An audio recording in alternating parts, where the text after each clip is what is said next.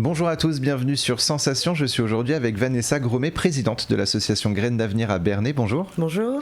Alors votre association est assez récente puisqu'elle a été créée en 2021. Qu'est-ce qui vous a poussé à créer cette association ?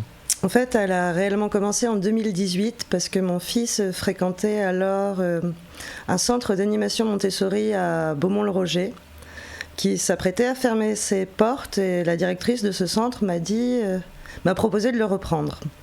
Du coup, j'ai trouvé un groupe de copines et puis on s'est mis à rêver à cette possibilité.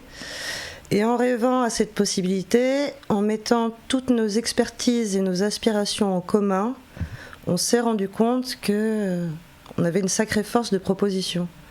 Du coup, on n'a pas repris le lieu Montessori, mais c'est comme ça que l'association a commencé d'exister via ce collectif de mamans. Et quels sont vos objectifs au quotidien, justement ? L'objet de l'association, c'est de favoriser le lien social et solidaire, donc tisser des liens par la promotion du développement durable, du bien-être, de l'éducation bienveillante, c'est-à-dire dans le respect des besoins naturels de l'enfant et de l'expression artistique. Et pourquoi avoir rassemblé toutes ces thématiques justement en une même association ? Je pense par exemple au bien-être et à l'environnement. Pourquoi ces deux thématiques sont finalement liées ? En fait, c'est ce qui est ressorti de nos premières réunions avec le collectif, ces différentes thématiques. Et puis, en fait, moi j'ai trouvé à la suite que c'était de bon sens parce que ce que nous proposons, c'est une écologie holistique qui s'adresse aux adultes et aux enfants et qui prennent en considération toutes les pétales du vivant, je dirais. Et ça pourrait être comparé aussi au chakra de la médecine indienne. Il y a l'aspect environnement, l'ancrage, le soin à la terre, habiter la terre. Il y a l'aspect bien-être qui correspondrait plus dans cette médecine au deuxième chakra, cultiver la joie. L'expression artistique, l'expression de soi, ça correspondrait au plexus solaire. Et puis le cœur pour l'éducation, qui est pour nous essentiellement l'accueil, l'écoute, la facilitation. Et puis tous les chakras supérieurs qui seraient pour nous se laisser inspirer par le vivant.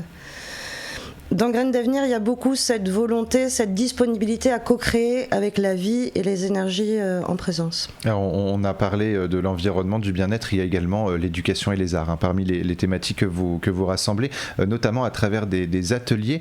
Quels sont ces ateliers justement que vous proposez ? Alors, nous proposons de la danse intentionnelle. La danse intentionnelle, c'est danser à partir d'une intention. Par exemple, je vais poser l'intention de me relier à mes racines et une musique qui facilite ça. Et ce que je constate, c'est que mon corps se met en mouvement naturellement quand je pose une intention. Ça pourrait être me relier à, l'étirement. Et en fait, c'est peut-être une pratique plus simple et plus ludique que des exercices de yoga. C'est un yoga au sens du mot yoga qui est de réunir, de se réunir, en plus ludique et peut-être plus simple.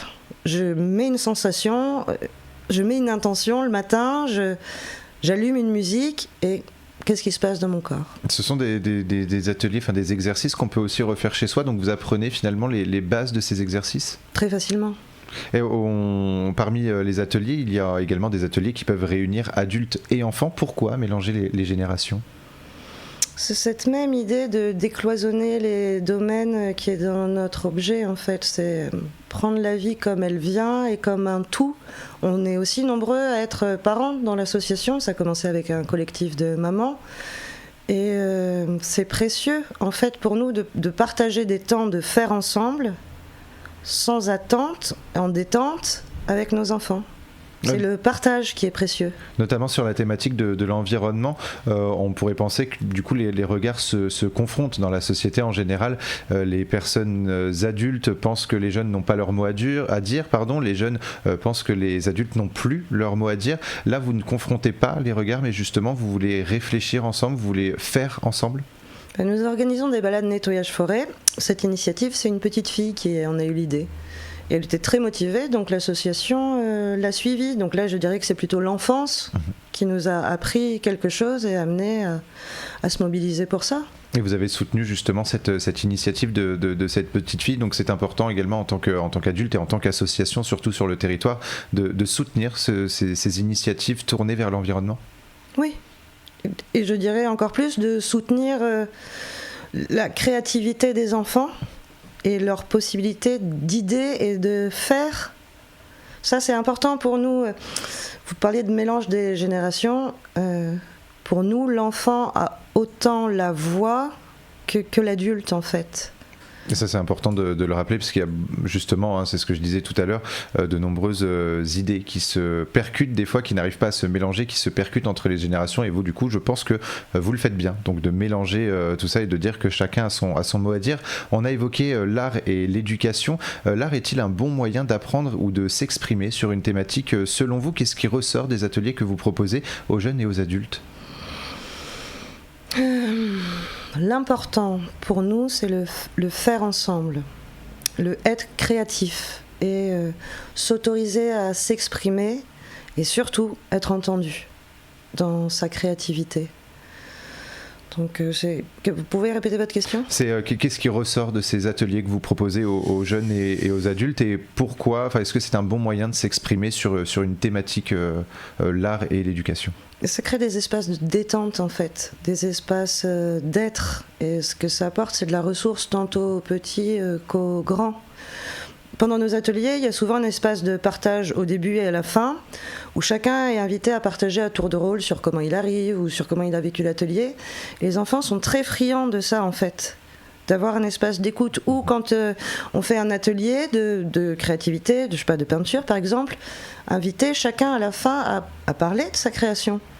C'est ces espaces de communication qui sont vraiment précieux. Et justement, quels sont les ateliers que vous avez organisés autour de l'art? Quelques exemples? On a fait un gros événement S'exprimer par l'art en novembre dans un lieu qui est une résidence d'artistes vers Broglie qui s'appelle les Arts Improvisés. Là, il y a eu du modelage de la terre, un atelier de musique et un atelier de dessin au pastel. Et en mars, vous avez organisé donc un événement, un partage bien-être et créativité, un rendez-vous donc qui revient le 22 mai et 26 juin. Que proposez-vous lors de cette matinée ? Oui, alors c'est une matinée qui a lieu le 4e lundi de chaque mois au CRIL de la Trinité de Réville. Ça commence à 9h30 jusqu'à midi. Les arrivées et départs sont échelonnés, comme chacun a envie. L'idée de ces ateliers, c'est de proposer un espace de partage pour créer en spontanéité. C'est-à-dire que je peux venir juste pour participer ou venir avec une idée d'atelier, quelque chose que j'aimerais partager avec d'autres, que je sois adulte ou enfant, en fait. J'ai vu des enfants qui ont animé des méditations, c'était génial. Et quel lâcher prise pour les adultes. C'était moi qui cadrais un peu quand un enfant vient me voir et me dit « Bon, Vanessa, c'est moi qui anime aujourd'hui. T'es sûre ?» Et en fait, super, ça s'est vraiment très bien passé. Donc, on fait avec ce que chacun amène. Il peut y avoir des méditations ludiques, de la danse, de la peinture. Là, pour le printemps, on a semé des graines. Oui, on a dessiné, on a dansé. Il y a de la musique un peu tout le temps. Faire ensemble, sans attente, en détente. Et en juin, 2 événements sont prévus. Le premier a lieu le 10 juin, c'est l'événement c'est le 13 mai, Ville et Village en transition, 13 et 14 mai. Pourquoi cet événement ? Eh bien, c'est un événement qui a été créé par des copains dans la région il y a 3 ans, avec cette appellation-là, et puis ils n'avaient pas envie de continuer à le porter, c'est du travail, quoi. Du coup, l'association a accepté de prendre la relève. Et là, c'est la 2e édition. La première édition avait eu lieu au CRIL l'année passée, en avril. Pourquoi ? Créer du lien, favoriser les synergies, décloisonner. Il va y avoir des invités du développement durable, du bien-être, de l'éducation, des acteurs importants du territoire et des arts. Faire se rencontrer tout ce monde-là et puis donner à voir au public la richesse humaine de son territoire, en fait. Et le 18 juin, donc, vous organisez également l'événement La Nuit des Forêts. Est-ce que vous avez des projets d'évolution pour votre association pour cette année 2024 ? Enfin, 2023 et 2024. Continuer de semer des graines ? C'est le plus important pour vous. Alors, on l'aura compris tout au long de cette émission, c'est faire ensemble, partager ensemble. C'est ça le principal de vos valeurs ? C'est planter des graines de ressources, en fait. Favoriser que chacun puisse faire l'expérience d'espace en soi et avec l'autre, qui sont ressources et détente, et puis que ça pousse tranquillement à l'intérieur de chacun. On développe aussi nos actions auprès des pôles ados et des centres de loisirs.